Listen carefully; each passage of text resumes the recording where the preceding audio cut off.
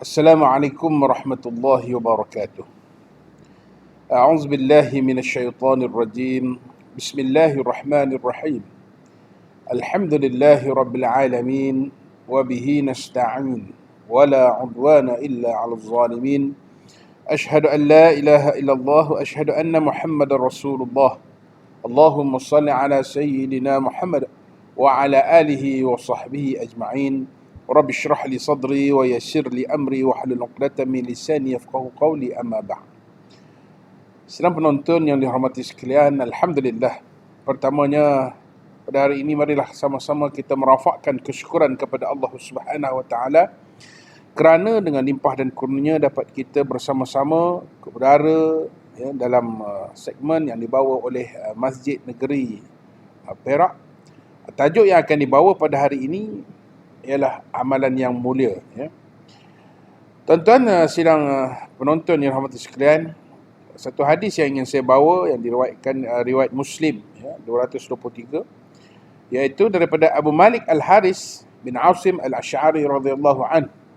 Rasulullah sallallahu alaihi wasallam bersabda, "At-tuhur syatrul iman, walhamdulillah tamla'ul mizan, wa subhanallah walhamdulillah tamla'an atau tamla'u ma bainas sama'i wal ard. Was-salatu nur, was-sadaqah burhan, was-sabru diya, wal Qur'an hujjatan laka aw 'alaika, kullun nasi yaghdu, fabai'un nafsah, famu'tiquha aw mubiquha." Maksudnya hadis Nabi sallallahu alaihi wasallam ini iaitu at-tuhur syatrul iman. Bersuci adalah sebahagian daripada iman. Walhamdulillah tamla'ul mizan.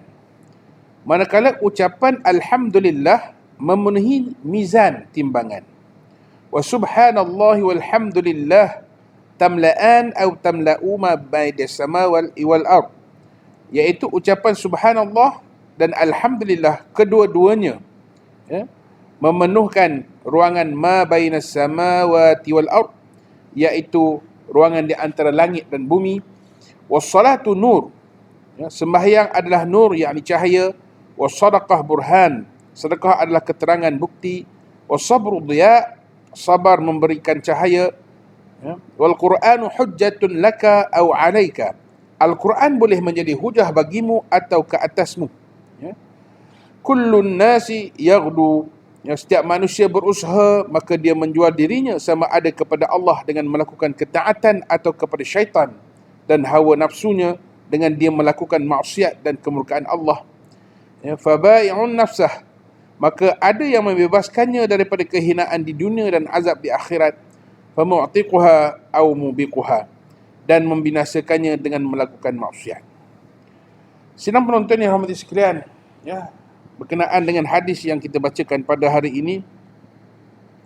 Hadis ini mempunyai banyak keistimewaannya. Dia juga mengandungi banyak pengajaran dan faedah yang dapat kita ambil sebagai pedoman dalam kehidupan kita ini. Yang pertamanya adalah hikmah kebijaksanaan. Hikmah daripada kebijaksanaan.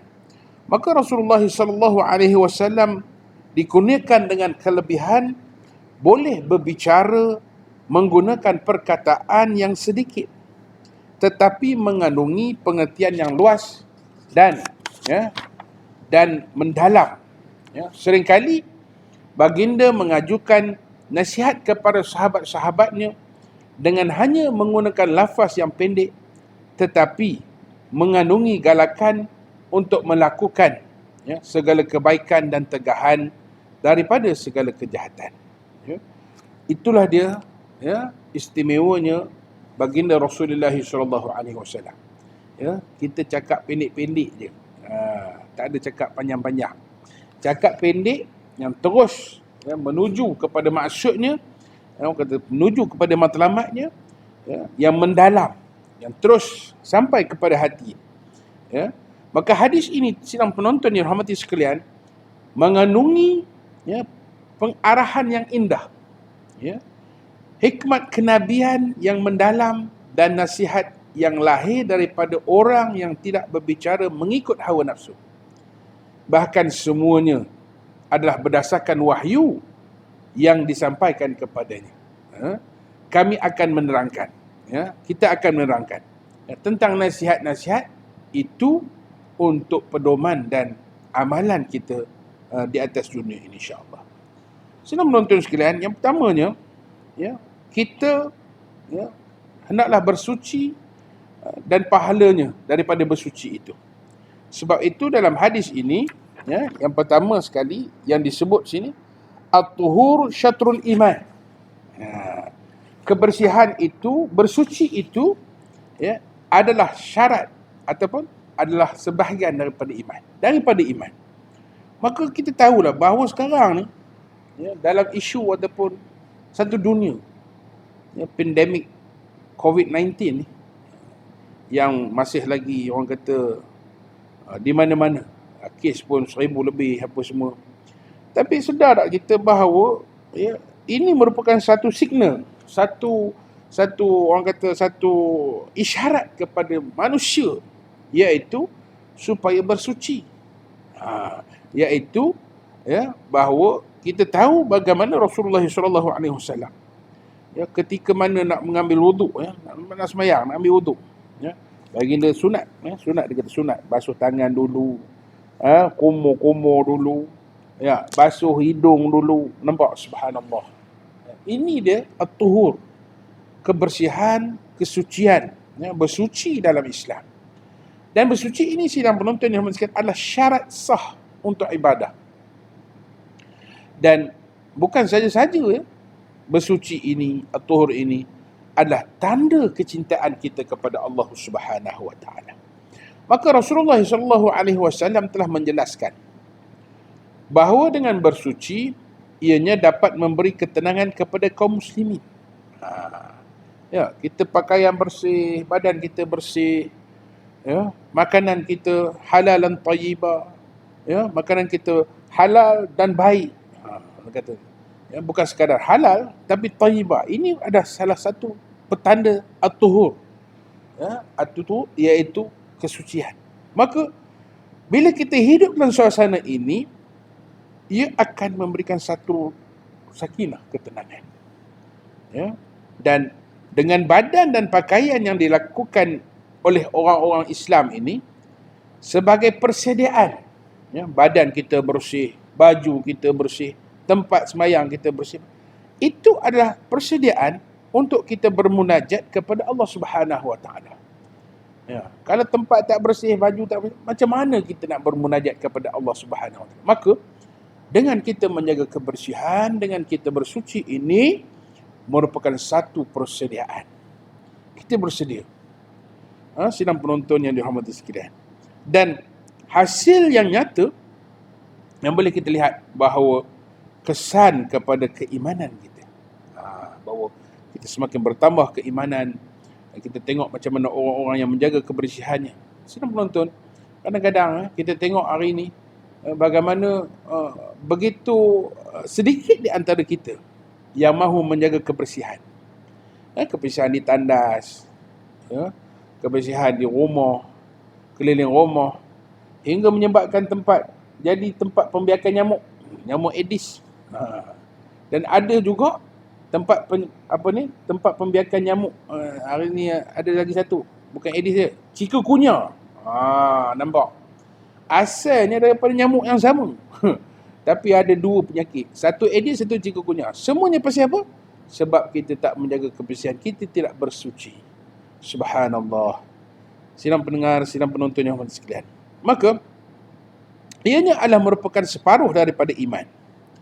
Maka sebab itu, Nabi SAW menjelaskan bahawa pahala bersuci ini, sama ada wuduk atau lain-lainnya, adalah berlipat ganda pahalanya, sehingga menyamai ganjaran separuh daripada iman. Subhanallah. Maka macam mana kita, Rasulullah dah bagi tahu dah macam mana cara untuk kita mendapat separuh daripada iman ni. Subhanallah. Jaga kebersihan. Mudah je. Dan ini adalah kerana iman boleh menghapuskan kesalahan yang telah lalu, sama ada yang kecil ataupun yang besar. Manakala bersuci terutamanya wuduk dia menghapuskan segala kesalahan kecil yang telah terdahulu. Ini kita fikirkan, ya, bahawa dengan kita menjaga benda-benda ini, Allah Subhanahu Wa Taala menjadikan jiwa kita tenang, menjadikan jiwa kita ini bersih daripada segala dosa-dosa yang telah kita lakukan, insya-Allah. Maka sebab itu dikatakan syatrul minal iman, syatrul iman, bahawa bersuci ini adalah separuh daripada iman. Maka bersuci juga Nabi kabur di sini dalam hadis ini, bahawa bersuci ini adalah separuh daripada solat. Di mana para ulama juga yang mengatakan bahawa iman yang dimasukkan dalam hadis ini ialah solat. Iman itu adalah solat. Sedang menonton sekalian, tahu tak kita bahawa ada satu anak kunci syurga yang kita boleh dapatkan, anak kunci syurga. Siapa tak nak anak kunci syurga? Subhanallah. Semua orang nak. Orang kata menipu dah kalau tak nak anak kunci syurga ni. Apa dia? Maka wuduk itulah anak kunci syurga. Ya? Kerana Al-Quran menyebut bahawa orang-orang kafir memasuki neraka kerana mereka tidak menyertai saf orang-orang yang bersembahyang. Maka dengan berwuduk itu adalah merupakan anak kunci syurga, insya-Allah. Sedang menonton, dengan bersih juga. Ini masih lagi tentang syatrul iman ini, at-tuhur ini. Iaitu dengan bersih kita akan suci hati kita. Ya. Kebersihan lahiriah yang tidak akan bermakna sekiranya tidak disertai oleh kebersihan maknawi.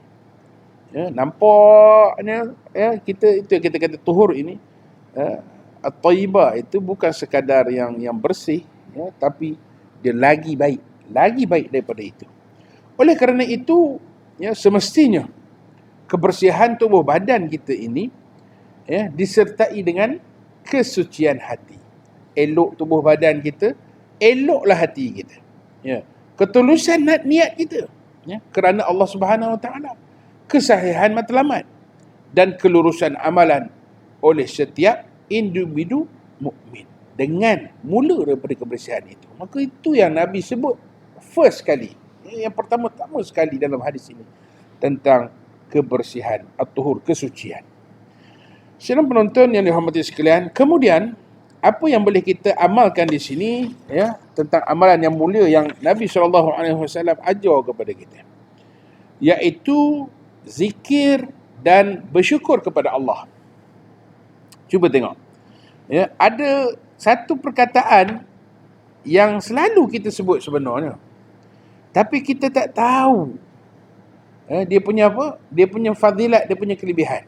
Maka pada kesempatan ini saya ingin berkongsi untuk diri saya dan tuan-tuan, puan-puan, penonton sekalian. Satu kalimah yang bila kita sebut, dia akan memenuhi mizan. Mizan di sini timbangan. Timbangan itu bukanlah timbangan manusia, sudah tentu timbangan Allah Subhanahu Wa Taala. Macam mana wallahu alam. Tapi hebatlah. Apa dia kalimah itu?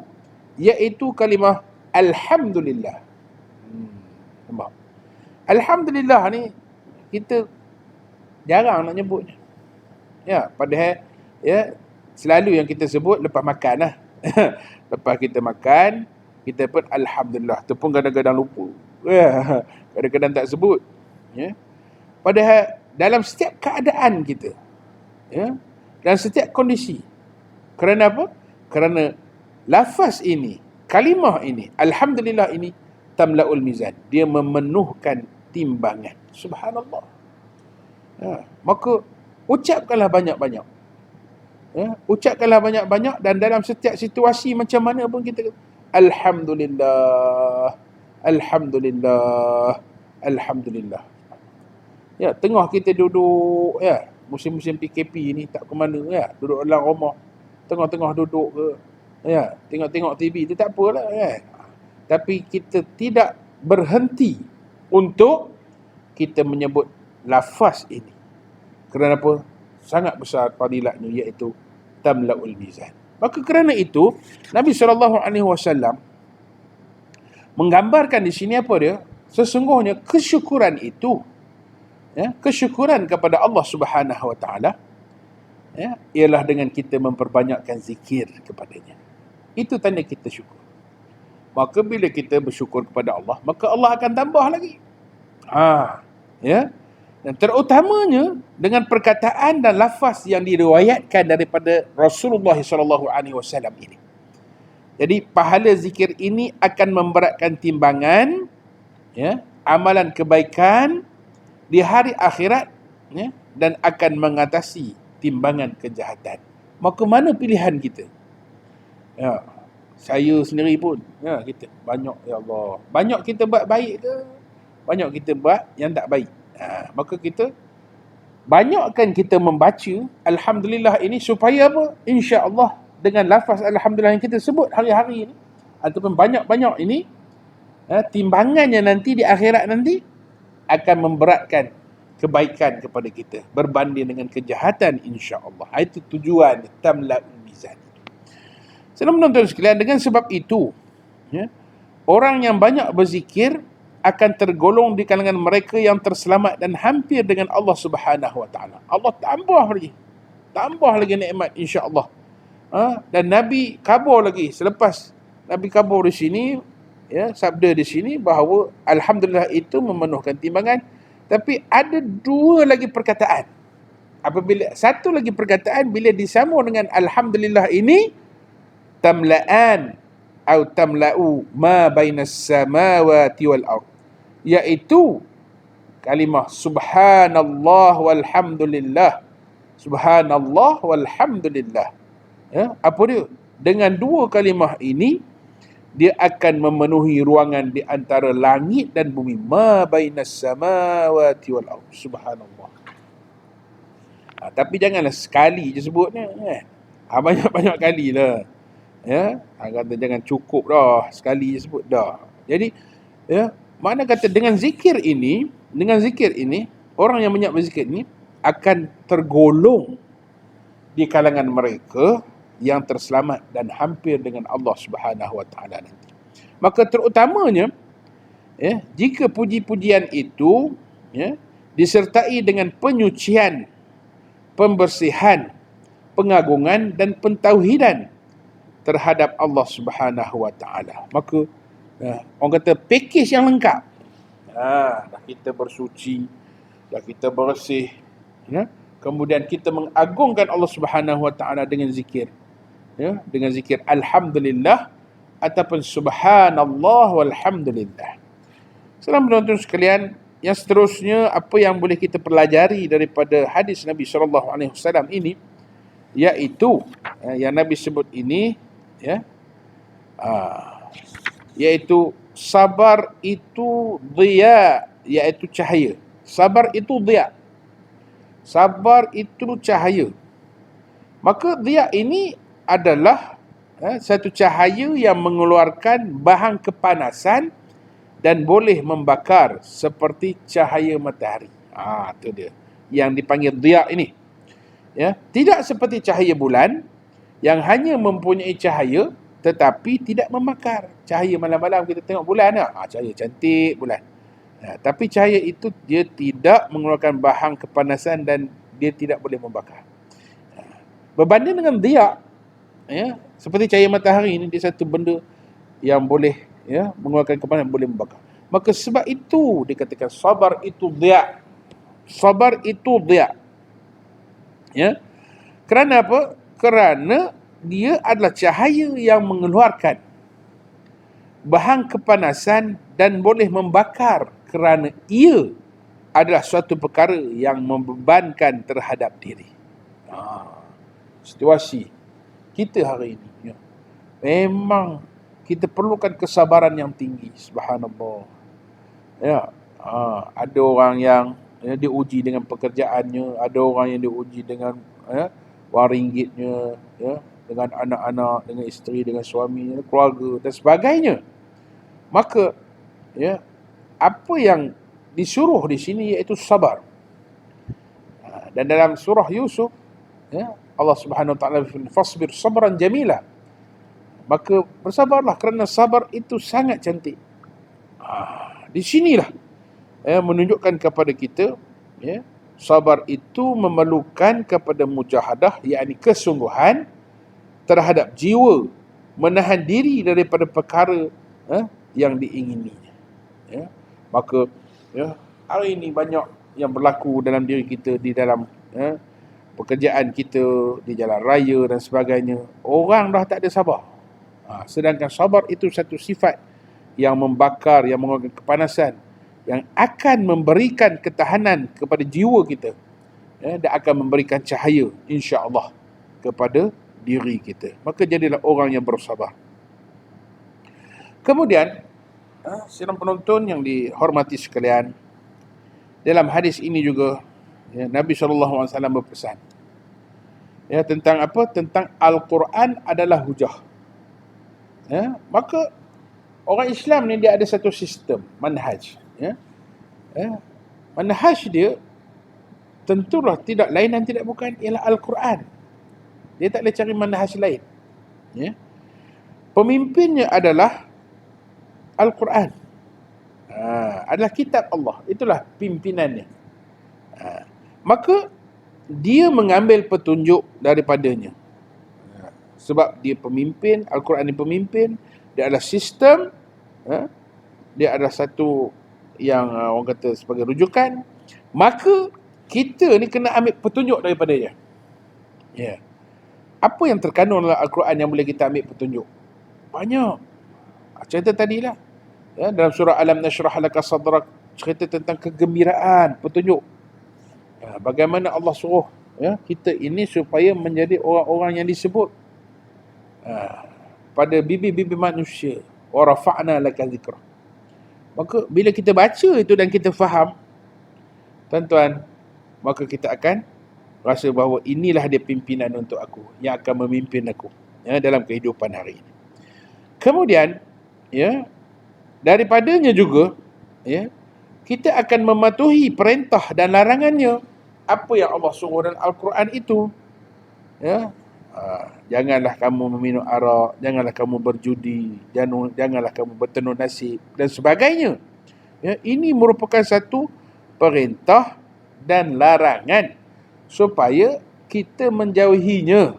Maka apabila kita mematuhi perintah ini dan menjauhi larangan tersebut, maka kehidupan kita akan harmoni. Cuba lihat hasil daripada orang-orang yang tidak mematuhi perintah tersebut dan buat juga apa yang telah dilarang kepada mereka. Kehidupan mereka sungguh minum arak. Bukan sekadar diri manusia itu sendiri yang terabai dengan meminum arak, contoh, tapi dia turut membahayakan nyawa orang lain. Itu contoh tentang arak. Judi, satu institusi yang bukan sekadar dia meruntuhkan ekonomi Islam, tetapi dengan berjudi juga dia boleh menjadikan kehidupan porak-poranda dengan meminjamnya, dengan menipunya, dengan mencurinya, dengan sebagainya. Jadi inilah kenapa Al-Quran itu adalah hujah untuk kita. Dan juga dalam Al-Quran ini menyuruh kita untuk berakhlak dengan akhlak Al-Quran. Subhanallah. Berakhlak dengan akhlak Al-Quran. Maka sesungguhnya orang-orang yang berakhlak dengan akhlak Al-Quran ini tentulah tidak lain dan tidak bukan kasih kita, iaitu baginda Rasulullah SAW. Akhlaknya adalah akhlak Al-Quran. Maka kita kena ikut segi pergaulan. Akhlak kita dengan Allah, akhlak kita dengan manusia. Hablum minallah, hablum minan nas. Akhlak kita dengan jiran, akhlak kita dengan kawan, akhlak kita dengan anak-anak, akhlak kita dengan isteri, dengan suami, dengan keluarga dan sebagainya. Maka tentulah kita hendak mengikut akhlak Nabi sallallahu alaihi wasallam. Oleh itu, sidang penonton yang dihormati sekalian, barang siapa yang melakukan demikian, maka dia akan mendapat manfaat daripada Al-Quran ketika membacanya. Ya. Banyak dah hari ni orang buat kempen-kempen wakaf Quran dan sebagainya. Bagus, alhamdulillah. Tapi kita kena ambil manfaat, bukan sekadar kita membaca. Ya, kita perlu mendapat manfaat daripada Al-Quran itu. Ya, panduan sepanjang zaman. Ya. Tuan-tuan, ya, apa yang dapat kita ambil manfaat ketika membacanya, ya, dan menjadi petunjuk, ya, yang membawa kepada kejayaan di dunia, dan al-burhan, iaitu keterangan yang mempertahankan kita pada hari kiamat. Ya, Quran nanti akan jadi peguam bela kita, insya-Allah. Dia akan membela kita. Ya, si Fulan bin Simpulan ni baca Quran, dan juga dia mengamalkan apa yang ada dalam Al-Quran. Itu dia. Kita nak macam tu. Ya, insya-Allah. Yang akan mempertahankan kita. Maka barang siapa yang menyeleweng daripada jalan yang lurus dan pengajaran Al-Quran, maka Al-Quran akan menjadi musuhnya pada hari kiamat. Orang baca tapi tak beramal, ataupun tambah lagi orang tak baca. Ya. Maka kita tak nak, ya, dia akan jadi musuh kepada kita di hari kiamat. Sidang penonton yang rahmati sekalian, semakin banyak, ya, yang kita baca, maka semakin banyaklah pahala yang kita akan dapat, dan semakin banyaklah kita akan beramal dengan Al-Quran. Itu yang sebaiknya. Ya. Maka Al-Quran ini adalah merupakan satu mukjizat, ya, yang masih kekal sampai hari ini, sampailah hari kiamat yang Allah jaga. Maka sayangilah mukjizat tersebut yang namanya Al-Quran ini. Salam penonton, maka sebab itulah akhirnya untuk diri saya dan tuan-tuan sekalian, yang boleh kita ambil pengajaran, ya, iman ni, ya, dia terdiri daripada perkataan dan perbuatan. Ya, maka ia boleh bertambah dengan sebab amalan soleh, amalan kebaikan dan ketaatan, dan akan berkurang iman ni dengan sebab kita buat maksiat dan kita buat dosa. Maka, ya, orang kata COVID-19 ni merupakan satu isyarat, satu peringatan kepada kita untuk kita nak buat amal soleh ke, ataupun, ya, dengan kita nak terus hidup dalam kemaksiatan dan dosa kita kepada Allah Subhanahu Wa Taala. Masih belum terlambat. Ya, saki-baki kehidupan kita atas dunia ini, mudah-mudahan Allah Subhanahu Wa Taala menghimpunkan kita semua dalam syurganya, dan bersama dengan orang-orang yang sabar, orang-orang yang mencintai Al-Quran, orang-orang yang selalu berzikir, orang selalu mengagungkan Allah Subhanahu Wa Taala. Insya-Allah, saya minta ampun dan maaf jika melakukan kesilapan dan kesalahan yang menguris hati dan perasaan. Sidang penonton sekalian, aqulu qul hadza wa astaghfirullahal azim li wa lakum wa li syairil muslimin wal muslimat wal mu'minin wal mu'minat fastaghfiruh innahu huwal ghafurur rahim. Assalamu alaikum warahmatullahi wabarakatuh.